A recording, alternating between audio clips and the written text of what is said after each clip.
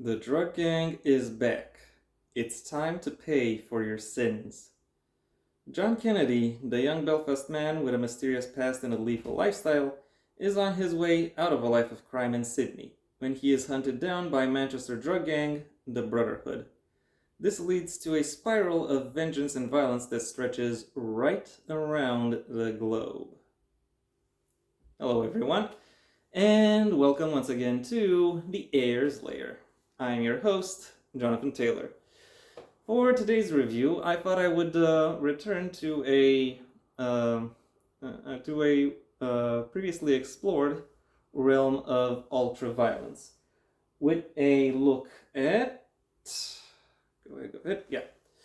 Drug Gang Vengeance, the second book in the Drug Gang trilogy written by Neil Walker. I already dealt with the first book within this trilogy and the recent-ish past of this channel, and rest assured, the finale of this trilogy will get its due treatment in the near future. I have said about the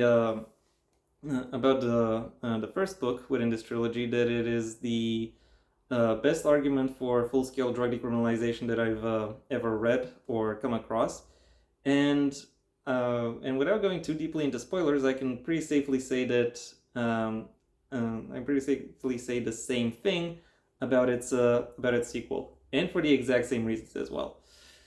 But you're not here to hear me talk about how these books influence my political leanings. You're here to hear me talk about what aspects of them contribute to their quality, either for better or for worse. And that is what I will be giving you. The TLDW for this review is this book is I don't think I've ever found a book that is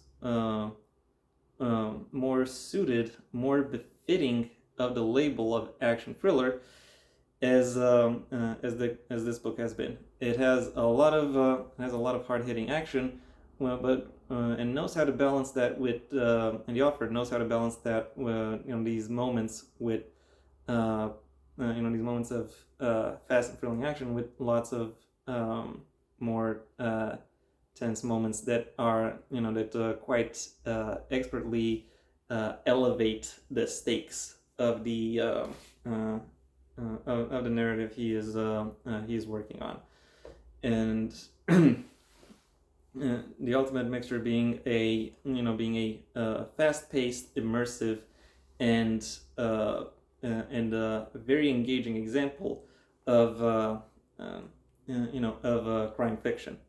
If anything you've heard about this book so far sounds like it could be up your alley, then I suggest you go ahead and pick it up. You will not regret it. For those of you who want a few more details, one set of details I could give you is the set of content warnings, which revolves around violence of both the armed and unarmed variety, torture, and sexual assault, because once again it's one of those kinds of books.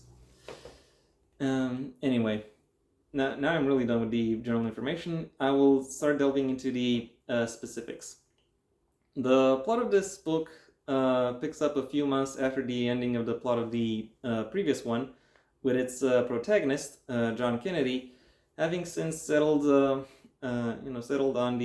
basically on the opposite end of the earth from the events of the previous book. This time he is still within the drug dealing business, only this time he is somewhat further up the totem pole. So in that sense there is a difference between this book and the previous one. The second difference of note is that he is, as the synopsis has already given away, he is actually considering quitting the business or moving away from it, because he considers that he has been able to gain everything that he could have gained from it. Over the course of this book, however, he learns that while he may be done with the business isn't done with him. from that point forward, the plot the plot goes as as the author intends it to go, and it goes in some, and I will say it goes in some pretty interesting directions, even though the plot in and of itself is actually quite basic. It mainly consists of a series of setups and payoffs that are that are almost specifically designed in order to allow the plot to keep itself in motion. That motion, that sense of dynamism, is also is aided to a perhaps sizable degree by the world building as well, which in certain points is vague enough to allow for to allow for a degree of plausibility in the action development, while in other points being expansive enough to allow the readers to immerse, maybe even anchor themselves within the setting and within the developments at play, allowing everything that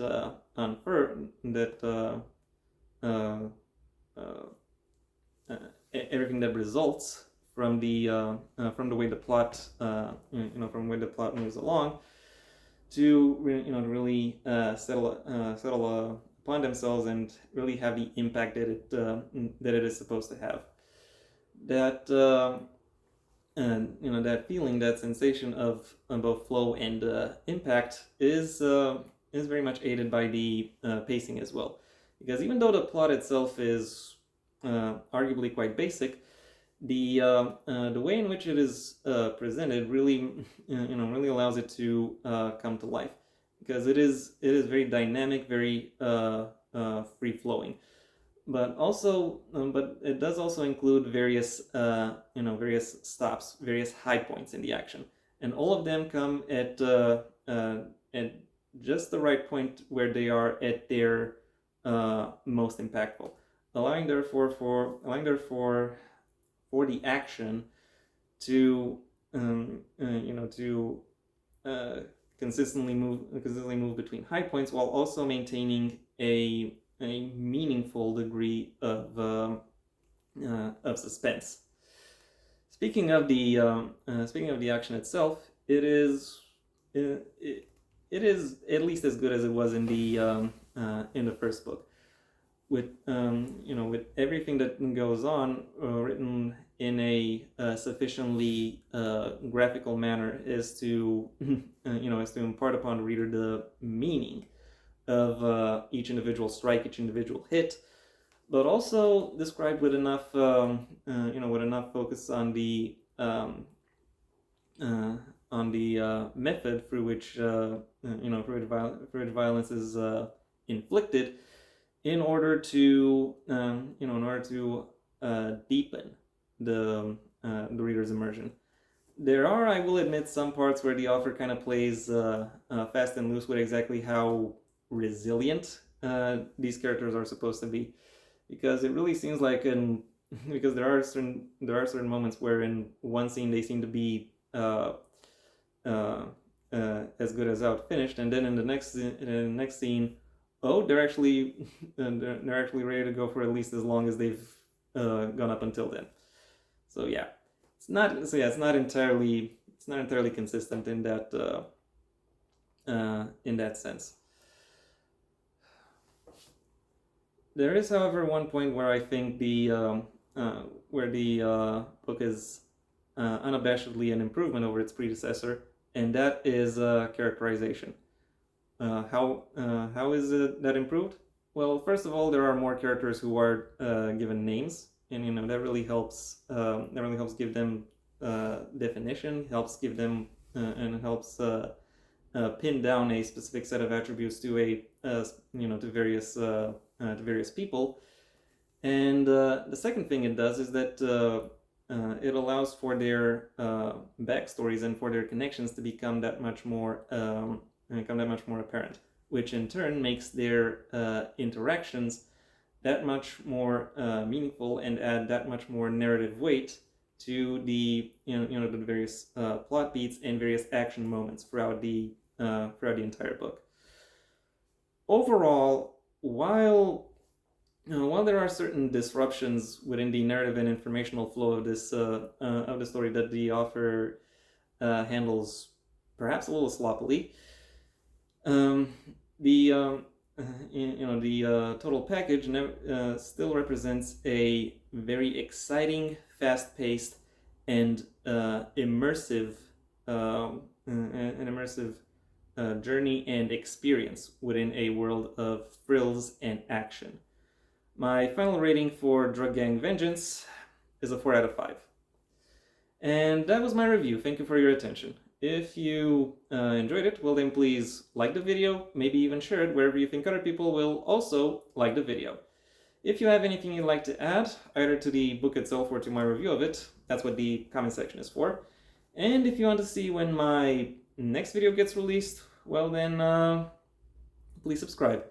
And ideally also ring the bell or do whatever else YouTube will ask of you in order to keep you notified. My books, the first of my own Heir to the Empire series, The Next Generation and The Path Not Taken, are available at various book retailers under their respective master links in the description down below. Right past my social media links, which I also suggest you check out should you choose to. Additionally, you can support me on Patreon as well, where depending on the level at which you pledge, you will receive various perks. What exactly those are, I will allow you to discover. I think you know typically how Patreon works by now. If given you've perhaps been on the YouTube for a while. I also have a second channel where I talk about whatever else crosses my mind, but is typically also related to other storytelling media, so movies, TVs, video games. I haven't talked about theater yet, but there might be a first. I can't guarantee, I can't speak exactly when, but it could happen. And so yeah, that's where you can go and find that out. If you want to hear more about my thoughts on books or literature, then I suggest you stay on this channel and go for my extensive backlog of book reviews, writing advice, and lore videos.